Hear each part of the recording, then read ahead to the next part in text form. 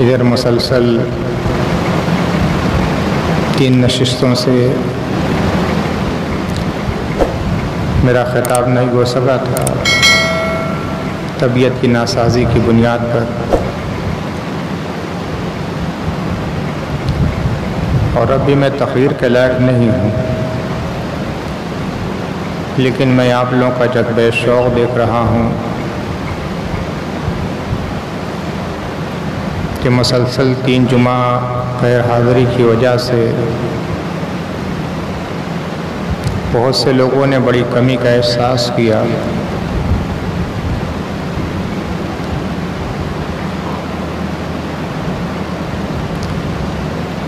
آج ایک ایسی حدیث آپ کے سامنے پیش کر رہا ہوں جو اتنی قیمتی ہے کہ دنیا کے سارے خزانے ایک طرف اور آقا کائنات صلی اللہ علیہ وسلم کی یہ حدیث ایک طرف۔ ہر خطیب کا ایک طریقہ ہوتا ہے، ایک ہوتا ہے وعظ اور ایک چیز ہے خطابت، دونوں میں بڑا فرق ہے۔ جمعہ میں جو سیدھی سادی باتیں کہہ دی جاتی ہیں وہ وعظ ہے، اور جلسوں میں پورے خطیبانہ آہنگ کے ساتھ جو بات کہی جاتی ہے وہ خطابت ہے۔ اللہ کے نبی صلی اللہ علیہ وسلم واعظ بھی تھے اور خطیب بھی تھے،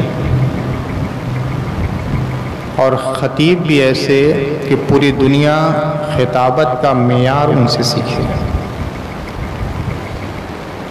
خطابت کا ایک انداز یہ ہے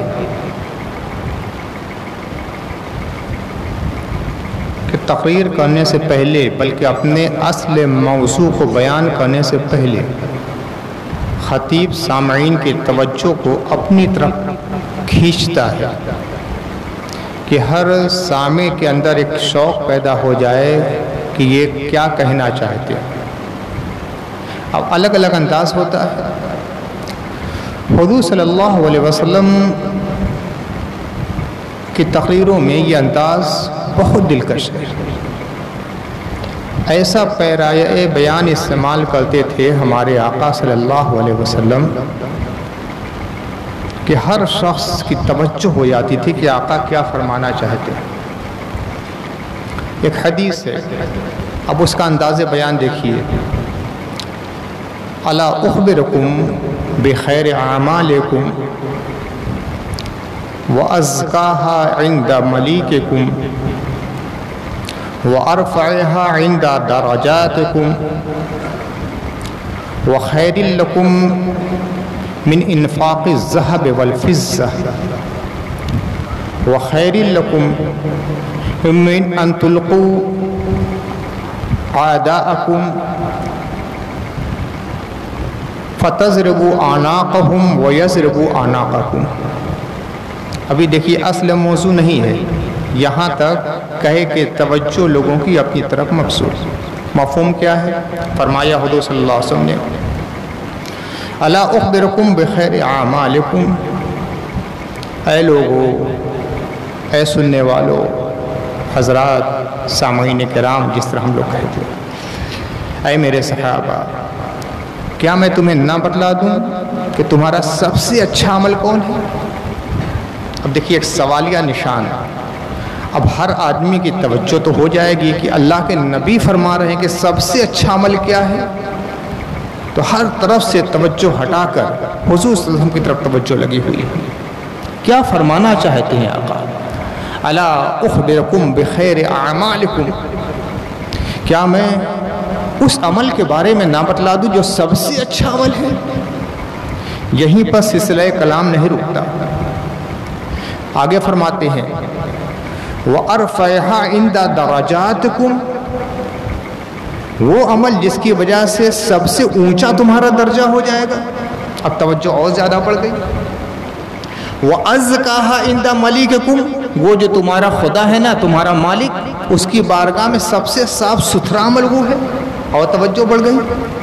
فرماتے ہیں وَخَيْرٍ لَكُمْ مِنْ أَن تُنْفِقُوا مِنْ إِنْفَاقِ الذَّهَبِ وَالْفِضَّةِ، سونے اور چاندی اللہ کی راہ میں خرچ کرنے سے بھی بڑا عمل ہے۔ دیکھیں کتنی توجہ بڑھتی جا رہی ہے، ایک ایک جملے سے توجہ پوری طرح حضور کی طرف۔ سونے چاندی کے خرچ کرنے سے بھی زیادہ بڑا عمل ہے، اور پھر اس کے بعد کہتے ہیں اس کام سے بھی بڑا عمل ہے کہ تمہارے دینی دشمنوں سے تمہاری مٹ بھیڑ ہو، جہاد ہو، تم ان کی گردن کاٹو وہ تمہاری گردن کاٹے، یعنی جہاد سے بھی بڑا عمل۔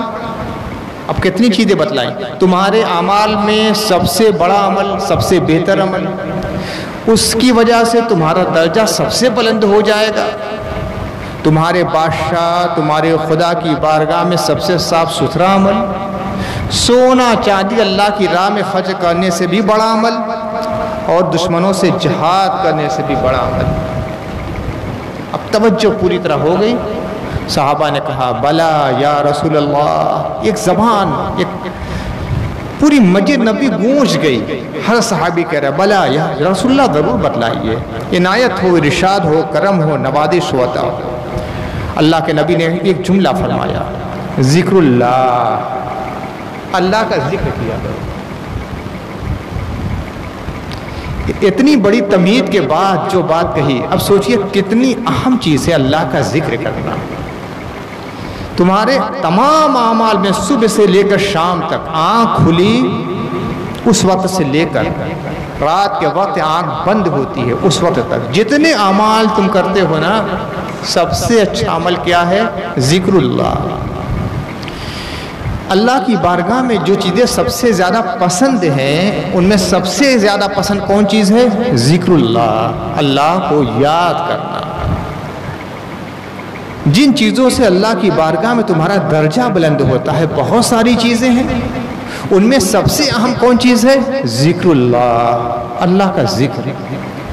سونا چاندی خرچ کرنا بہت بڑی بات ہے، دولت سے محبت انسان کی فطرت ہے، اور سونے چاندی سے محبت تو اور زیادہ، لیکن جو اللہ سے محبت کرتا ہے وہ سونے چاندی کو بھی اللہ کی راہ میں خرچ کر دیتا ہے، یعنی اپنی دولت کو، سونے چاندی سے مراد ہے اپنی قیمتی دولت کو اللہ کی راہ میں خرچ کرتا ہے۔ اس کو لوگ سوچتے ہیں یہ بہت بڑی بات ہے، لیکن اس سے بڑی عبادت کیا ہے؟ اللہ کو یاد کرتے رہنا۔ جہاد کتنا اہم فرض ہے، حقیقت یہ ہے کہ جہاد کی روح آج دنیا سے ختم ہو گئی ہے۔ جہاد اللہ کے نبی نے جو 6 فرائض اہم ترین قرار دیے ہیں، ان میں ایک اہم فرض ہے جہاد۔ آج تو جہاد کا لفظ بولتے ہوئے بھی آدمی ڈر رہا ہے۔ جہاد کی حقیقت کسی نے بیان نہیں کی کہ جہاد ہے کیا۔ جہاد یہ قتل نہیں کہ کوئی آدمی جا رہا ہے پکڑے گردن اڑا دیا، یہ کافر ہے اس لیے مار دیا، قتل یہ نہیں ہے۔ میں شروع سے عادت رہی ہے دنیا کے جو بھی بڑے مذاہب ہیں سب کا مطالعہ میں کرتا ہوں، عیسائی مذہب ہو، یہودی مذہب ہو، بدھ مذہب ہو، ہندو مذہب ہو، اور پھر اسلام کی آفاقیت کو میں سمجھتا ہوں۔ الحمدللہ میں خاندانی مسلمان بھی ہوں، لیکن ایمان کی توثیق اور مضبوطی زیادہ اس لیے آئی ہے کہ میں نے دیگر مذاہب کو پڑھا ہے اور تقابلی مطالعہ کیا ہے، تو لگا کہ اسلام سے بہتر کیا، اسلام کے قریب بھی کوئی مذہب نہیں ہے، اسلام کے قریب بھی کوئی مذہب نہیں ہے، اتنا بہتر اسلام ہے۔ جہاد سب کیا مجھے ملا ہے۔ آج اسلام کے اعتراض جو لوگ کر دیتے ہیں جہاد پر، سب کیا جہاد ہے، سب کیا جنگیں آپ کو ملیں گی۔ اس وقت تفصیل نہیں ہے، کبھی موقع آئے گا تو میں تفصیل سے بتلاؤں گا کون مذہب ہے جہاں جنگ نہیں ہوئی ہے۔ جو دھارمک جنگ ہے اسی کا نام جہاد ہے۔ تو اللہ کے نبی فرماتے ہیں جہاد سے بھی افضل جو کام ہے وہ ذکر اللہ، اللہ کو یاد کرتے رہنا۔ دیکھیے اللہ کو بندے 3 طرح کے ہوتے ہیں۔ کچھ بندے ہیں جو ہر وقت اللہ کو یاد کرتے ہیں، آسانی میں، پریشانی میں، چلتے پھرتے، سوتے جاگتے ہر وقت یاد کرتے ہیں۔ کچھ بندے ہوتے ہیں جو صرف مصیبت پڑتی ہے تب یاد کرتے ہیں، اور کچھ بندے ہیں کہ کسی وقت یاد نہیں کرتے۔ جو بندے کبھی یاد نہیں کرتے وہ کافر ہیں، جو ہر وقت یاد کرتے ہیں وہ اللہ کے ولی بندے ہیں، اور جو مصیبت کے وقت یاد کرتے ہیں یا کبھی کبھار یاد کرتے ہیں وہ عام مومنین ہیں۔ اسلام کا تقاضا یہ ہے کہ ہر وقت یاد کیا کرو، سانس سانس یاد کیا کرو۔ اللہ نے اپنے نیک بندوں کی یہ صفت بیان کی ہے، الذین یذکرون اللہ قیاما وقعودا وعلی جنوبہم، جو کھڑے کھڑے بھی یاد کرتے ہیں، بیٹھے بیٹھے بھی یاد کرتے ہیں، لیٹے لیٹے بھی یاد کرتے ہیں۔ انسان کی 3 صورتیں ہوتی ہیں، انسان کبھی کھڑا رہتا ہے، بیٹھا رہتا ہے، لیٹا رہتا ہے۔ آدمی چل رہا ہے تب بھی کھڑے ہونے کی پوزیشن میں ہے، یوں ہی کھڑا ہے تب بھی کھڑا ہے، اور چل رہا ہے تب بھی کھڑا ہے، یا پھر بیٹھا ہے یا لیٹا ہے۔ 3 پوزیشنیں ہوتی ہیں، انسان زندہ ہے۔ تو اہل حق کی پہچان یہ ہے کہ اللہ فرماتا ہے کہ اللہ کے نیک بندے اور برگزیدہ بندے وہ ہیں، یذکرون اللہ قیاما، کھڑے کھڑے یاد کرتے ہیں، چل رہے ہیں، کھڑے ہیں، یاد کرتے رہتے ہیں، وقعودا، بیٹھے ہیں تب بھی اللہ کو یاد کرتے رہتے ہیں، وعلی جنوبہم، اور پہلو کے بل لیٹے ہیں، سوئے ہیں، تب بھی اللہ کو یاد کرتے رہتے ہیں۔ دیہات سے ایک صحابی آئے، دور سے آنے والے صحابہ جو ہوتے تھے وہ کبھی کبھار آتے تھے۔ اس زمانے میں سواری کے انتظامات تو تھے نہیں، جو امیر لوگ ہوتے تھے ان کے پاس گھوڑے ہوتے تھے، اور جو غریب ہوتے تھے وہ عموماً گدھے اور کھچے پر سواری کر کے آتے تھے۔ خچر بھی بہت کم لوگ، زیادہ تر گدھا۔ خود اللہ کے نبی صلی اللہ علیہ وسلم خچر پہ سواری کرتے تھے۔ وہ زمانہ تھا تو دور سے جب آنا ہوتا تھا بڑا مشکل ہوتا تھا، کبھی کبھار آتے تھے۔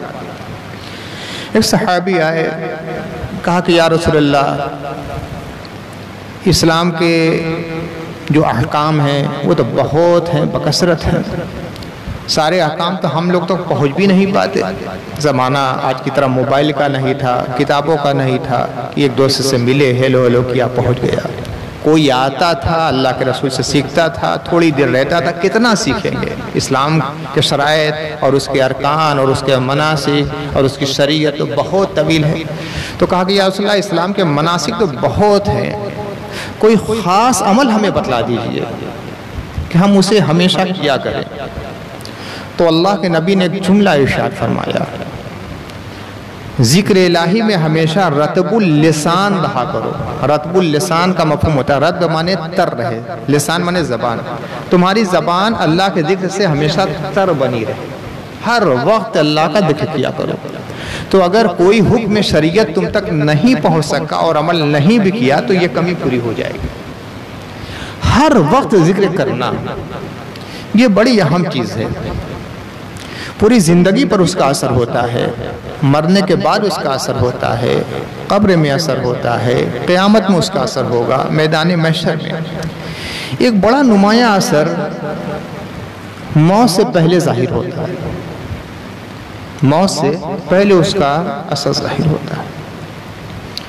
جس شخص کی عادت ہوتی ہے ذکر کرنے کی، بیٹھا ہے ذکر کر رہا ہے، بلند آواز سے نہیں ناصحیح، بس یوں ہی منہ میں اللہ اللہ اللہ اللہ سبحان اللہ الحمدللہ اللہ اکبر لا الہ الا اللہ درود و سلام پڑھ رہا ہے۔ تو کبھی کبھی ایسا بھی ہوتا ہے کہ آدمی بیمار ہے، آخری وقت ہے، بیمار ہے، زبان سے بول نہیں پاتا، ہلنا ڈلنا مشکل ہے، مگر اس کے ہونٹ ہلتے رہتے، وہ ذکر کرتا رہتا ہے۔ والد گرامی کو ہم لوگوں نے دیکھا، اپنی والدہ کو دیکھا، بول نہیں سکتے تھے، ہر وقت وہ ہونٹ ہل رہا ہے، ہر وقت ہونٹ ہلتا رہتا تھا۔ کیا ہے؟ یہ ذکر الہی کی برکت ہوتی ہے، ایک لمحہ بھی آدمی غافل نہیں ہوتا۔ دوسرا فائدہ یہ ہوتا ہے کہ جو عادت بنا لیتا ہے، الذین یذکرون اللہ قیاما وقعودا وعلی جنوبہم، کھڑے کھڑے، بیٹھے بیٹھے، چلتے چلتے، لیٹے لیٹے اللہ کا ذکر کرتے ہیں، تو جب آدمی سو جاتا ہے تب بھی ذکر میں مصروف رہتا ہے۔ کچھ اکابر کے بارے میں سنا گیا کہ سوئے ہیں لیکن کبھی کبھی آواز آ جاتی اللہ اللہ اللہ اللہ، اس طرح کی آواز آتی، اور نہیں بھی آتی تو ان کی سانسیں اللہ کا ذکر کرتی رہتی ہے۔ یعنی 24 گھنٹہ میں ایک لمحہ ایسا نہیں ہوتا ہے کہ وہ اللہ کی یاد سے غافل رہے۔ جب ان کی اختیار میں رہتا ہے ذکر کرنا، یعنی جاگتے رہتے ہیں، جب جاگتے رہتے ہیں ان کے اختیار میں ہے تو اپنی اختیار سے ذکر کرتے ہیں، لیکن جب لیٹ جاتے ہیں تو بے اختیار ہو جاتے ہیں۔ تب اللہ تعالیٰ کی رحمت کہتی ہے کہ جب اپنی اختیار میں تھا تو مجھے یاد کر رہا تھا، اب جب بے اختیار ہو گیا ہے تو میں تیری سانسوں کو تیری زبان بنا دوں گا اور تو ذکر کرتا رہے گا۔ اسی لیے بزرگان کرام فرماتے ہیں کہ جو اولیاء حق ہوتے ہیں وہ جب لیٹتے بھی ہیں تو ان کی سانسیں اللہ اللہ اللہ اللہ کرتی رہتی ہیں۔ تو یہ ایسا عمل ہے جو اللہ کی بارگاہ میں بڑا مقبول ہے۔ تو میرے عزیزوں، میرے دوستوں، میرے بزرگوں، میرے ساتھیوں، ذکر الہی کی عادت ڈالو۔ بہت ایسا ہوتا ہے گھر میں کوئی کام نہیں، بیٹھے ہیں، فالتو مت بیٹھا کرو، اللہ اللہ کیا کرو، سبحان اللہ، الحمدللہ، اللہ اکبر، لا حول ولا قوت الا باللہ، بسم اللہ الرحمن الرحیم، لا حول ولا قوت الا باللہ، جو بھی یاد ہو پڑھا کرو، کچھ نہیں، صرف اللہ اللہ اللہ اللہ پڑھا کرو۔ دوست احباب کے ساتھ بھی بیٹھا کرو تو پڑھتے رہا کرو، راستہ چل رہے ہو پڑھا کرو۔ ایک چیز اور بتلا دوں، درود شریف بھی ذکر الہی ہے۔ اللہ کا ذکر، اللہ کہا، سبحان اللہ کہا، اللہ اکبر کہا، الحمدللہ کہا، یہ سب ذکر الہی تو ہے ہی ہے۔ درود شریف پڑھا تو یہ بھی ذکر الہی ہے۔ درود شریف کیا ہوتا ہے؟ اللہم صلی علی محمد، اس کے بعد الفاظ ہوتے ہیں۔ سب سے پہلے کیا؟ اللہم، یا اللہ، تو اللہم سے درود شریف شروع ہوتا ہے، تو درود شریف ذکر الہی بھی ہے، ذکر مصطفیٰ بھی ہے۔ تو درود شریف پڑھتے ہیں تب یہ بھی ذکر الہی، تو درود شریف بھی بکثرت پڑھ لیا کیجیے، اس طرح اللہ اور اس کے رسول کی محبت حاصل ہو جاتی ہے۔ جو شخص ہمیشہ ذکر الہی کی عادت ڈالتا ہے، مصیبت کے وقت جب اللہ کو یاد کر کے روتا ہے، گڑگڑاتا ہے، دعا کرتا ہے، تو اللہ تعالیٰ اس کی دعا کو کبھی رد نہیں کرتا۔ اور جو لوگ اللہ کو کبھی یاد نہیں کرتے، اب کوئی بہت بڑی مصیبت آ گئی، تصویر لے کر آیت کریمہ پڑھنا شروع کرتے ہیں، اللہ رد کرے یا قبول کر لے اس کا اختیار ہے۔ اللہ بھی تو کہتا ہے کبھی میں یاد نہیں آتا تھا، آج مصیبت آئی ہے تو مجھے یاد کر رہے۔ میں ایک زمانے سے دیکھ رہا ہوں، بڑی بڑی جب بھی مصیبتیں آتی ہیں تو علماء کہتے ہیں، میں بھی کہتا ہوں، آیت کریمہ پڑھ لو، یہ پڑھ لو، وہ پڑھ لو، دعا کرو۔ کبھی مصیبت کو ٹلتے میں نے نہیں دیکھا ہے۔ کیوں؟ یہ ہماری کمی ہے۔ اللہ کے نبی نے فرمایا ہے بالکل درست ہے، علماء کہتے ہیں بالکل درست ہے، کمی ہماری ہے کہ جب مصیبت آتی ہے تبھی ہم یاد کرتے ہیں، اللہ کی رحمت روٹھی رہتی ہے، اور جیسے ہی مصیبت ختم ہوتی ہے نا پھر بھول جاتے ہیں، پھر اللہ یاد نہیں آتا۔ دعائیں ان لوگوں کی قبول ہوتی ہیں جو ہمیشہ یاد کرتے رہتے ہیں، جتنا ہو سکتا ہے یاد کرتے رہتے ہیں۔ تو اگر ہم دعا کو قبول کرانا چاہتے ہیں تو صرف مصیبت کے وقت یاد نہ کریں، ہم ہر وقت یاد کرنے کی کوشش کریں، روزانہ کچھ وقت مقرر کر لیں اور اللہ کو یاد کیا کریں۔